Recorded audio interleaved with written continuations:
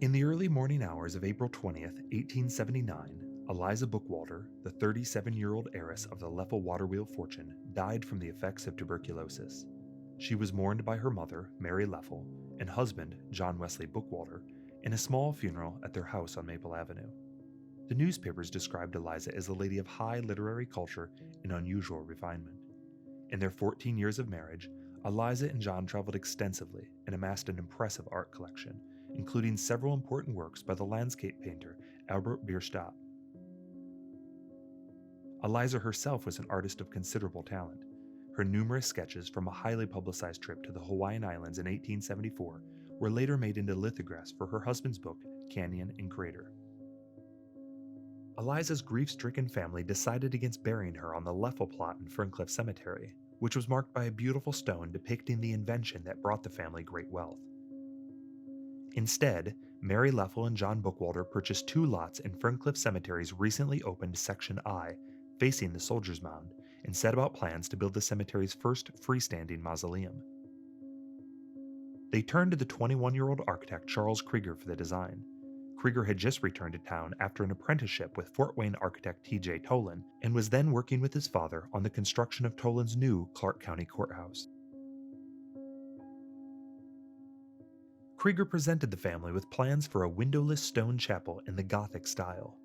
On June 6, 1879, while the body of Eliza Bookwalter lay in the cemetery crypt, the stonemasons Hugh Russell and Sons began constructing her final resting place. The Russells had immigrated to Springfield from Scotland a little over a decade earlier and had already established themselves as a leading firm for masonry construction. Krieger's plans called for a local limestone superstructure with Berea sandstone trim. Both stones were kept on hand in Hugh Russell's downtown stone yard. The Bookwalter Leffel Mausoleum was completed in late summer 1879. The newspaper called it the most conspicuous feature of our naturally beautiful city of the dead. It is 20 feet wide by 24 feet long and nearly 28 feet tall. The use of ornamental buttress piers makes the mausoleum feel larger than its 480 square feet. At the corners, Krieger topped the piers with Gothic-style pediment caps and matching carved stone finials. Visitors enter the mausoleum through a large, lancet-arched entry that stands nearly 15 feet tall. This elaborate doorway contains most of the mausoleum's carved stone ornamentation, which offers an eclectic mix of meaning and styles. Near the top of the arch, an intricate stone flower is surrounded by acanthus leaves. Below, in the inset Roman arch entry, a massive scallop shell springs from a hidden trefoil, which scrolls into stone-carved oak branches and leaves. At each side of the doorway, Krieger placed granite Corinthian columns. The columns' Berea stone capitals are carved with traditional volutes, acanthus leaves, and fleur-de-lis. In the flanking arch imposts, additional acanthus leaves wind into decorative spheres. The varied styles of the carvings hint to the involvement of multiple artists, none of whom are known. Beyond the mausoleum's steel doors and protective iron gate, the visitor enters a simple 8 by 13 foot room. The stone floors and gray plaster walls make the space feel cold and somber. The focus rests solely on the marble doors covering the mausoleum's 15 crypts.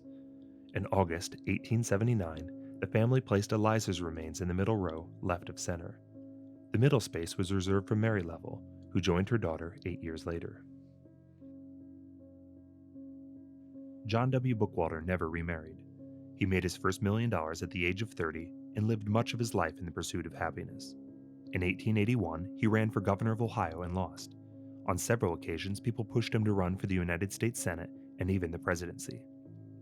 He spent much of his life traveling the world: Japan, India, Western Europe, Siberia, and the American West, to name just a few. He is said to be the first American to travel on the Trans-Siberian Railroad and, in his early 60s, he bicycled 2,000 miles across Europe. All the while, he quietly made large donations to charities back home to help feed and clothe people living in poverty. In October 1915, John Wesley Bookwalter died at his place in Genoa, Italy. His body returned home to be interred in the family mausoleum, placed directly below that of his wife Eliza's.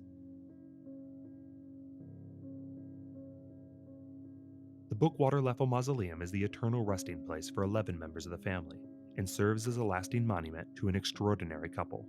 nestled in the center of one of the country's most beautiful cemeteries.